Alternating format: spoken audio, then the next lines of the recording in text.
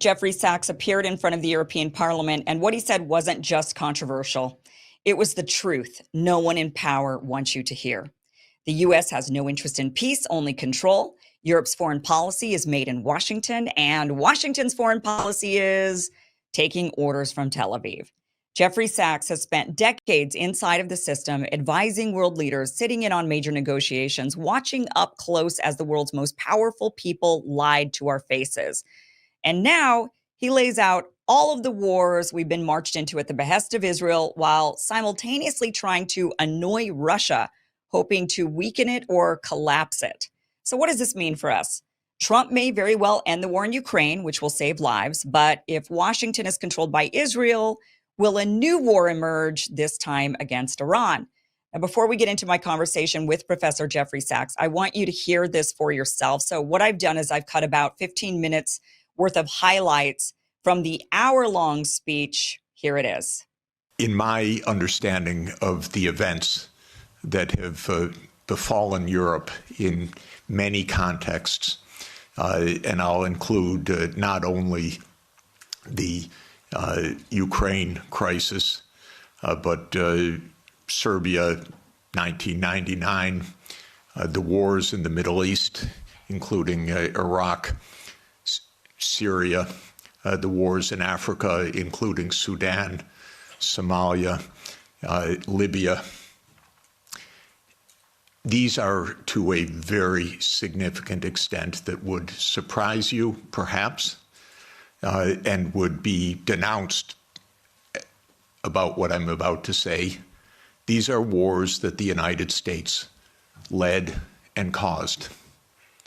And this has been true for more than 40 years now. What happened, more than 30 years, I should say, to be more precise. The United States came to the view, especially in 1990, 91, and then with the end of the Soviet Union, that the U.S. now ran the world, and that the U.S. did not have to heed anybody's views, red lines, concerns, security viewpoints, or any international obligations, or any UN framework.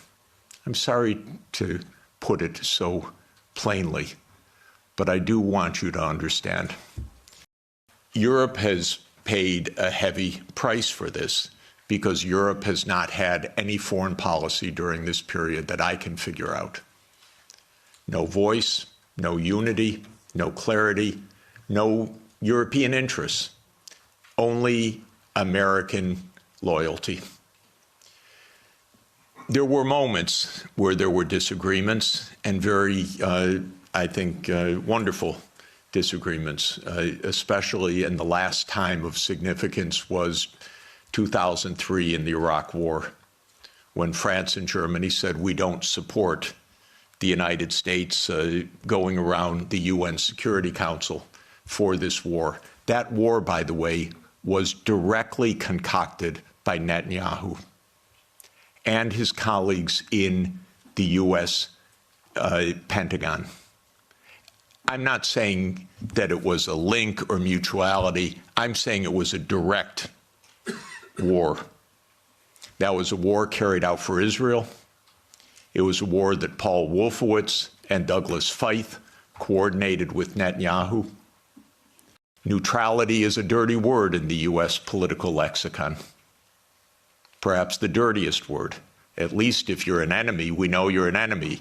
If you are neutral, you're subversive. Because then you're really against us, because you're not telling us.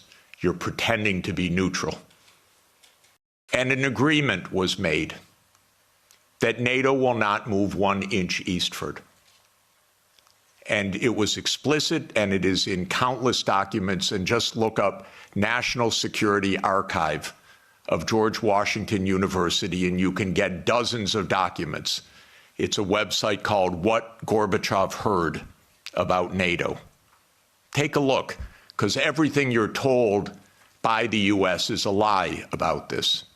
but the archives are perfectly clear. So the decision was taken in 1994 to expand NATO all the way to Ukraine. This is a project. This is not one administration or another. This is a U.S. government project that started more than 30 years ago. And one reason we always get it wrong is that in game theory that the American strategists play, you don't actually talk to the other side. You just know what the other side's strategy is. It's wonderful. It saves so much time. You don't need any diplomacy. I've lived through every administration. I've known these presidents. I've known their teams. Nothing changed much from Clinton to Bush to Obama to Trump 1 to Biden. Maybe they got worse step by step. Biden was the worst in my view. Maybe also because he was not compos mentis for the last couple of years. And I say that seriously, not as a snarky remark. The American political system is a system of image. It's a system of media manipulation every day. It is a PR system. And so you could have a president that basically doesn't function and have that in power for 2 years and actually have that president run for re-election. Bombing Belgrade 78 straight days in 1999 was part of this project. Splitting apart the country when borders are sacrosanct, aren't they indeed, except for Kosovo? That's fine, because borders are sacrosanct except when America changes them. Sudan was another related project. The South Sudan rebellion. Did that just happen because South Sudanese rebelled? Or can I give you the CIA playbook to please understand, as grown-ups, what this is about? Military events are costly. They require equipment, training, base camps, intelligence, finance. That comes from big powers. That doesn't come from local insurrections. When 9/11 occurred, President Putin pledged all support, and then the U.S. Decided in September 20th, 2001, that it would launch 7 wars in 5 years. And you can listen to General Wesley Clark online talk about that. He was NATO's supreme commander in 1999. He went to the Pentagon on September 20th, 2001. He was handed the paper explaining 7 wars. These, by the way, were Netanyahu's wars. The idea was partly to clean up old Soviet allies and partly to take out supporters of Hamas and Hezbollah. Because Netanyahu's idea was there will be one state, thank you, only one state. It will be Israel. Israel will control all of the territory. And anyone that objects, we will overthrow. Not we exactly, our friend, the United States. That's U.S. policy until this morning. We don't know whether it will change. Now, the only wrinkle is that maybe the U.S. will own Gaza instead of Israel owning Gaza. But the idea has been around at least for 25 years. I had an hour call with Jake Sullivan in the White House begging, Jake, avoid the war. You can avoid the war. All you have to do is say, NATO will not enlarge to Ukraine. And he said to me, oh, NATO's not going to enlarge to Ukraine. Don't worry about it. I said, Jake, say it publicly. No, we can't say it publicly. Say, Jake, you're going to have a war over something that isn't even going to happen? He said, don't worry, Jeff, there will be no war. These are not very bright people. I'm telling you, if I can give you my honest view, they're not very bright people. And I've dealt with them for more than 40 years. They talk to themselves. They don't talk to anybody else. They play game theory. In non-cooperative game theory, you don't talk to the other side. You just make your strategy. This is the essence of game theory. It's not negotiation theory. It's not peacemaking theory.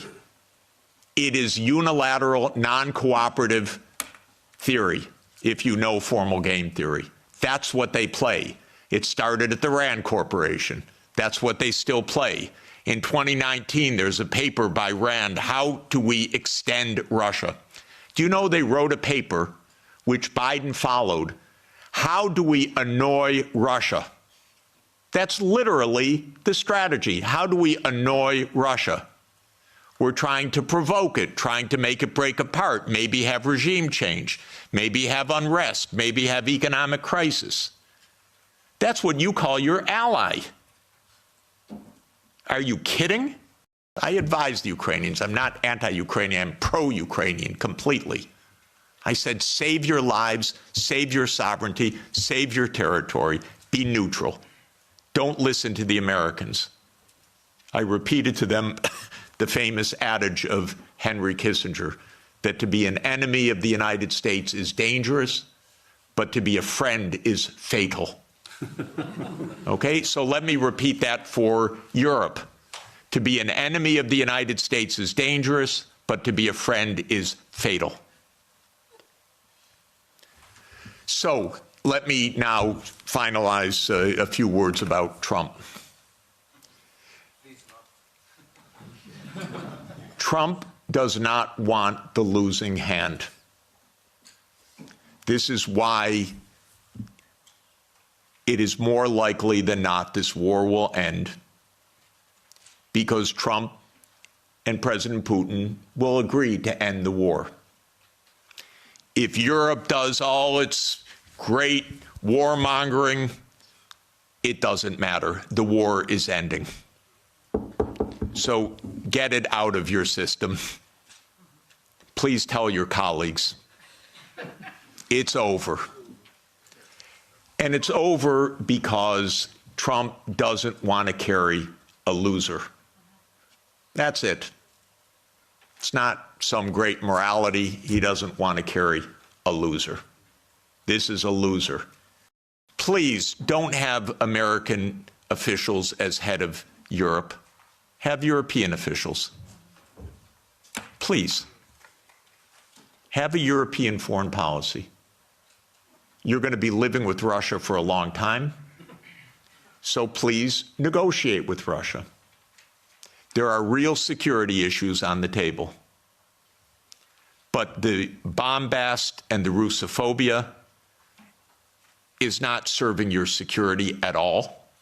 It's not serving Ukraine's security at all. It contributed to 1 million casualties in Ukraine from this idiotic American adventure that you signed on to and then became the lead cheerleaders of. It solves nothing. On the Middle East, by the way, the U.S. completely handed over foreign policy to Netanyahu 30 years ago. The Israel lobby dominates American politics. Just have no doubt about it. I could explain for hours how it works. It's very dangerous. I'm hoping that Trump will not destroy his administration and worse, the Palestinian people, because of Netanyahu, who I regard as a war criminal. So this is a place where Europe could have a big influence. Europe has gone silent about the JCPOA and Iran. Netanyahu's greatest dream in life is a war between the United States and Iran. He's not given up, and it's not impossible that that would come also.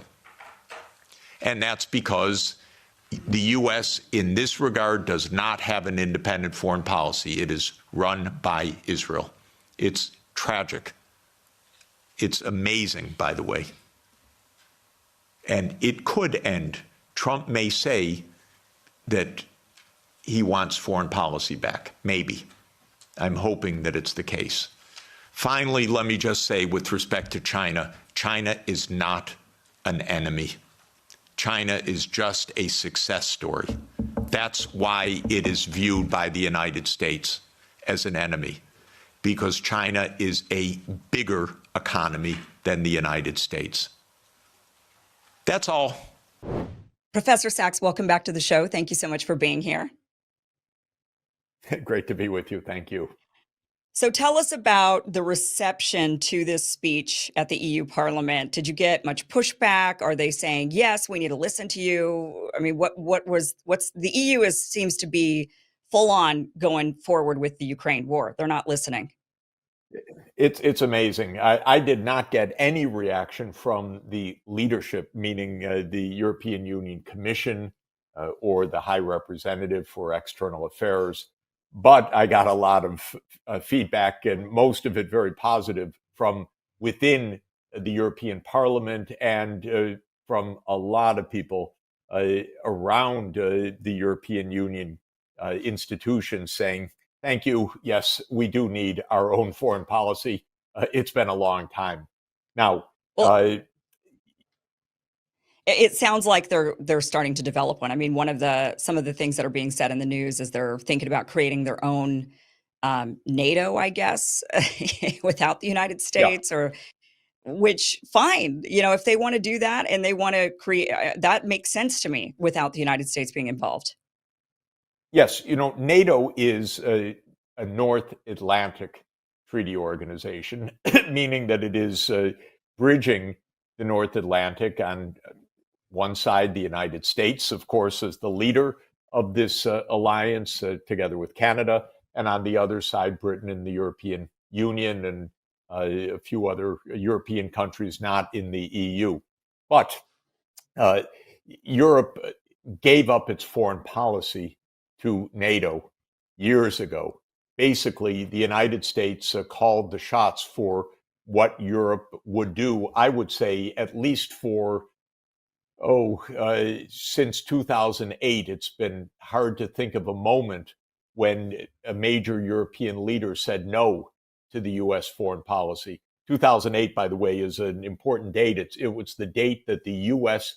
pushed through the commitment that NATO would enlarge to Ukraine and to Georgia, which put us on a path to war with Russia.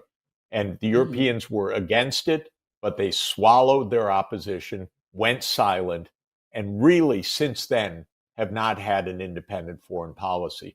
So Europe is recognizing, especially in the age of Trump, who's all over the place. We want Greenland, we want this, we want that.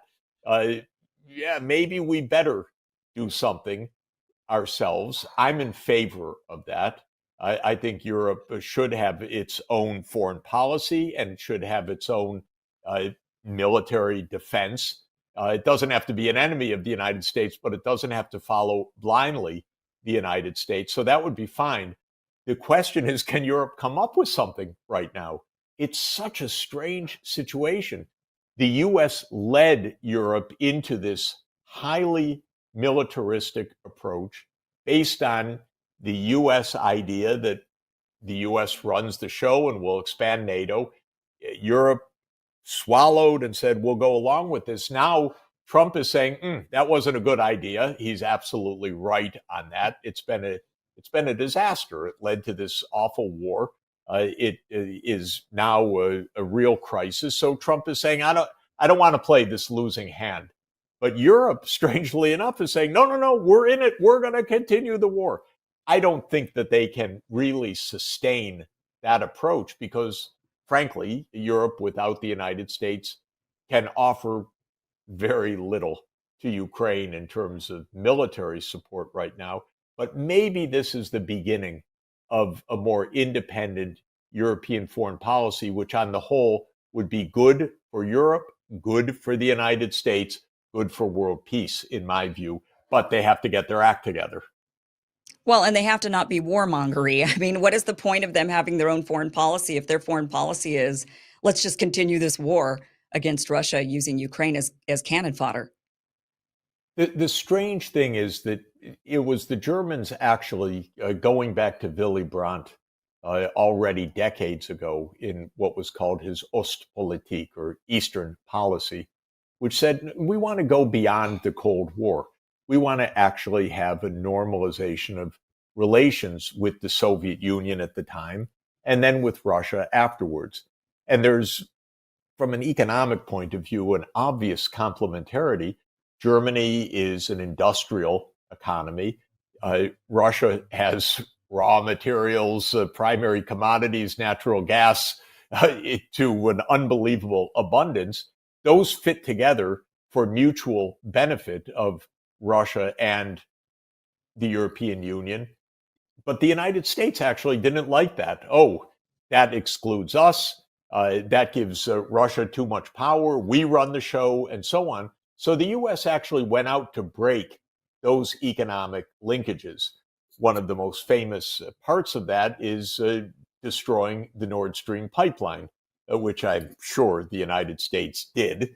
And Germany just stood by as its industry went into deep crisis, because suddenly Germany lost access to low cost natural gas. The United States waved its hand and said, we'll provide you with natural gas 6 times the price that you were Yeah. getting from Russia. So there was a greedy dimension to it as well. But basically, Europe went along, and the United States didn't like Russia and Western Europe having peaceful, normal economic relations. From the US point of view, that was too much power for Russia. And after all, in the neocon environment that we've lived in from 1991 until a few weeks ago, the US was supposed to call all the shots. What's interesting about Trump is that he's actually being the realist in this, saying, this approach isn't working. I don't want to double down on a losing war. Too many people are dying in Ukraine. This is too expensive for the United States. And so he's closing up the U.S. policy, which has been in place for decades. The Europeans are bewildered. They're shocked. What do we do? Oh my God, we signed up to the US approach for decades. Now what do we do? And so that's why they're so confused. Most of the leaders in Europe are leaders in part because they were pro-US. So the US supported them directly or indirectly. The US bolstered them. The US gave them big celebrations when they came to the US, made them big people so that they could go home and win elections and so on. And now those people who were supporting the previous US foreign policy are lost. Uh, of course, in the end, this is a failure of Biden. This is a failure that goes back a long time, including Trump 1. We followed an approach which made no sense. The U.S. had a losing hand in this. Russia was not going to allow itself to be defeated on its own border. For the U.S., this war was a kind of game. Harsh as it is to say, it was a game of influence. We can push Russia around. We can go where we want. We can expand NATO if we want. They can't stop us. For Russia, this was seen as an existential national security issue. Well, this was Yeah. quite obvious to many of us for years, and it's come to pass. Now Europe needs to rethink rather urgently. I just am really confused about Europe's reaction to this. You would think that they would celebrate and say, all right, great, end of the war. We can build our economies back up. But instead, they're saying, no, no, no, we're going to rally around Ukraine and we're going to continue the war. What do you think their motivation for that actually is? Do you think it's just they think Trump is a fleeting moment in U.S. foreign policy? He's only here for 4 years and then he's going to go away and this is all going to start back up. So let's just stay the course until the establishment gets back into power in the United States. I mean, why wouldn't they just say, great, let's normalize and move forward? First, there is a variety of views in Europe. We should remember that Prime Minister Viktor Orban in Hungary Prime Minister Robert Fico in Slovakia, have said, negotiate. So there are voices, and there will be more of them over time, that are in favor directly of ending the war, doing what Trump is actually doing right now. Then there are the Baltic states. They're really afraid. They're right on Russia's border. And in a way which is very odd, because I know these places. I helped them. I worked with them. I was an economic advisor in Estonia. I think I did a good job for them. They gave me a high civilian award. So just to say, they liked how I helped them. They have been extraordinarily Russophobic in their language. Now, here's a tiny country on the border of Russia, and they say every day, that is a hate-filled country. We hate them. They must be ended. Is that how you would even rationally treat a next door neighbor? Even if the neighbor's irascible, you would probably calm down. You'd probably try to find a way, make peace. You can use my barbecue. It's okay. Don't burn down the fence and so on. But they're acting because they were so sure that America had their back that they kind of went overboard psychologically. And this is a big problem. So part of what we're hearing is the smaller states that really are afraid. They shouldn't be afraid. They should be discussing with the Russians, okay, look, we have real security issues. What are we to do to make sure that doesn't blow up in our face or your face? They're not doing that. There are other countries, strange remarks from the Danish prime minister yesterday, who said, more war is better than peace because a bad peace is very dangerous. If I were the Danish prime minister, with all respect, I'd be a little bit more concerned about Trump's eyes on Greenland, which is part of Danish territory, than I would about Putin right now. I truly don't understand what the Danish prime minister is trying to do with her rhetoric, but it's another case of a small country. They're not thinking clearly. The problem with the large countries, which typically led the way, Germany really handed over foreign policy to the United States, both under Chancellor Merkel and Olaf Scholz. So they just had an election. They're going to have a new chancellor within a few weeks. Maybe something will change. One of the interesting remarks he made just after winning the election is, we can't depend on the U.S. for our foreign policy anymore. Well, smart statement. Then we have a very unpopular president in France, another major country. In fact, the nuclear deterrence of the European Union, but the president's very unpopular right now, President Macron. In Italy, maybe Prime Minister Meloni can be part of a more constructive European approach. But remember, Europe is 27 countries. They were okay when they were just following the US line. Now it's a cacophony that we're hearing. We're just hearing shrieks. We're hearing, and they don't have an idea yet of what to do. Yeah. Okay, so one of the statements you made is that U.S. runs Europe's foreign policy, which we've just been discussing, but Israel runs the U.S.'s foreign policy. And this is one of the fears that people have, is that we're shutting down the Ukraine war in order to pivot towards Iran, because Netanyahu would love nothing more than for us to start a war with Iran, go to war. And one of the things that you also said during your speech to the parliament was that Iraq was very directly a war for Israel. This wasn't a link or a mutuality. This was a direct war on behalf of Israel. They've laid out a plan. They want 7 different wars, and Iran is the pinnacle of that. And now they've accomplished. I mean, you got to look at the wars, the 7 wars. What were those they started off with? And they've really accomplished pretty much all of those objectives over the last couple of decades. 6 out of 7.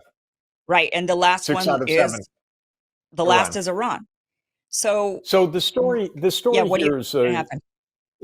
just to add a nuance to it. At the end of the Cold War, when the Soviet Union ended in December 1991, already the people in the White House, and Paul Wolfowitz was already there, Dick Cheney was already there in George Bush Sr.'s Department of Defense. They said at that time, okay, now we run the show. Now we can clean up the old Soviet allies. Soviet allies like Syria, like Iraq, like Libya. Now comes Netanyahu. He becomes prime minister in 1996, a few years later, and he's surrounded by American advisors, many of the same people. And they come up with a document called Clean Break.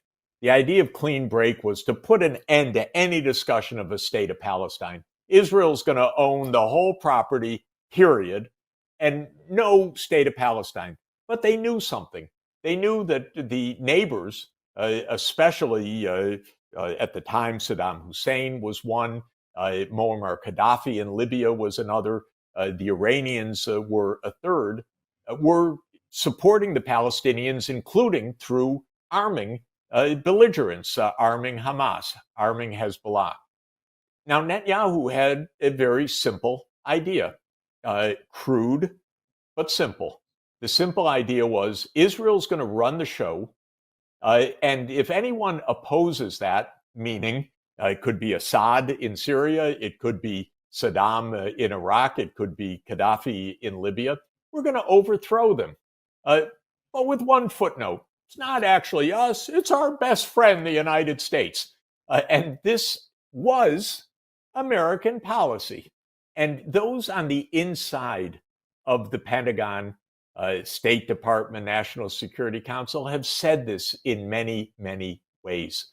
There was a very insightful, sad book written by an Air Force commander, Dennis Fritz, called Deadly Betrayal in 2024, last year, where he was tasked actually in the aftermath of the Iraq War with declassifying documents so that Douglas Feith, another of these neocons, very pro-Netanyahu neocons, could publish a book. So he had a team declassify Pentagon and other documents so that he could use it for his memoirs. So this person was responsible for that declassification. He read all of the documents.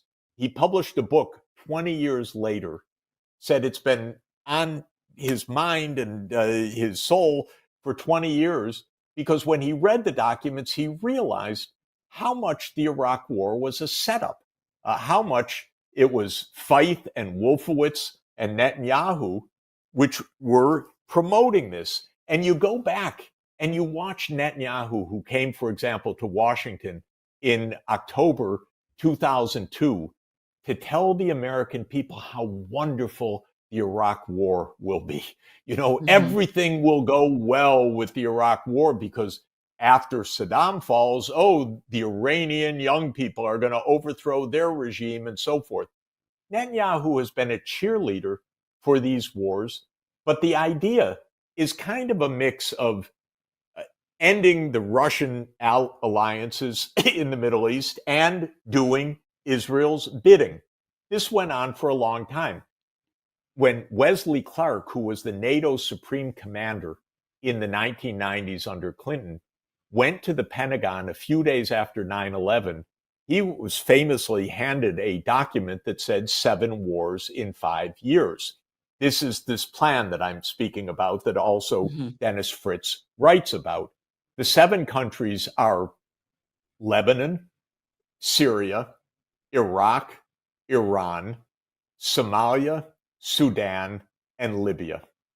If you look at this, we've been involved either directly or through proxies in wars in 6 of those 7 countries. Lebanon till today with the Israeli occupation, overthrowing Syria, which was a project that started with Obama, overthrowing Saddam Hussein, which was the 2003 invasion, overthrowing Muammar Gaddafi, which was the 2011 NATO operation illegally exceeding a mandate from the United Nations, arming the opponents of Sudan to break that country in two.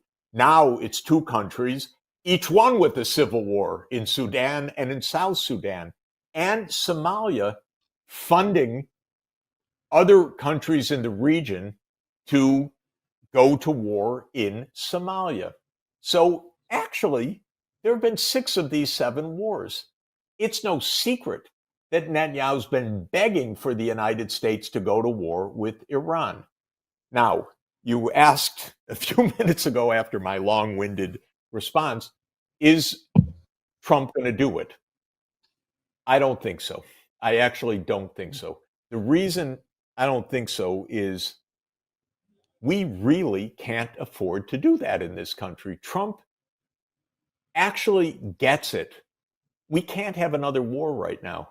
Our budget, our finances, our lack of preparedness, we got a mess on our hands. Trump actually did something extremely interesting that probably you and I would never have guessed. I certainly would never have guessed. He directed the Secretary of Defense to make deep cuts in the Pentagon. We haven't heard one president say that in 30 years till Trump. My God, I'm shocked, by the way. I didn't expect that. But to say that shows that's not exactly what you do to go to war, is call for deep cuts.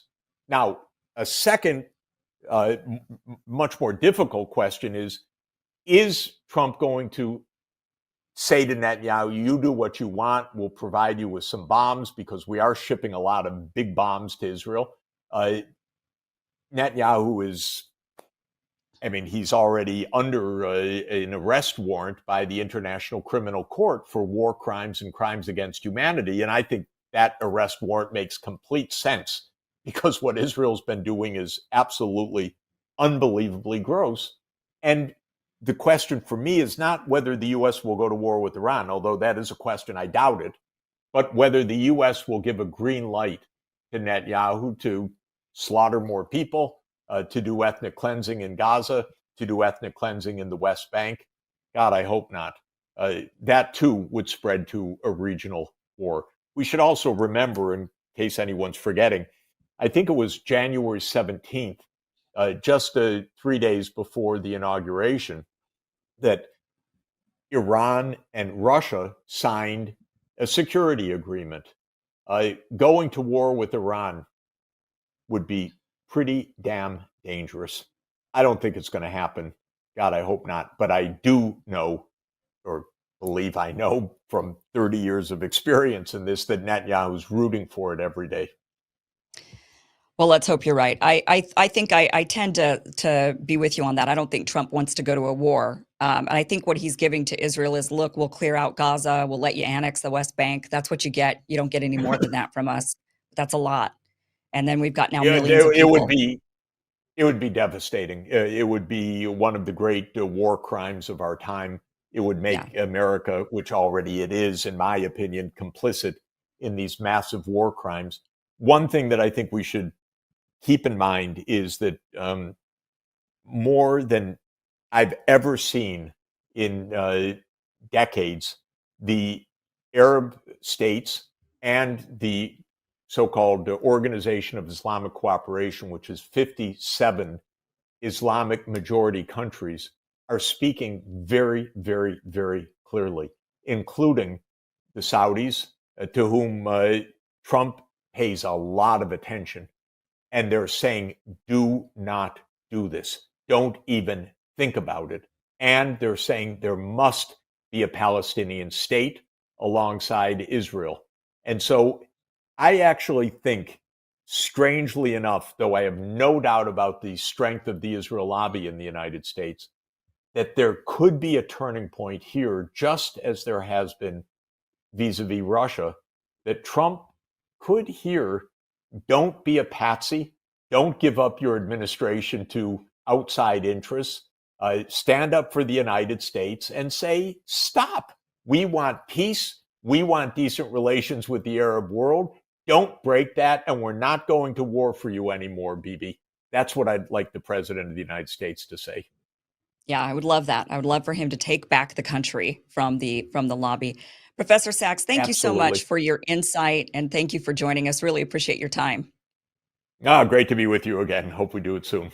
Thanks.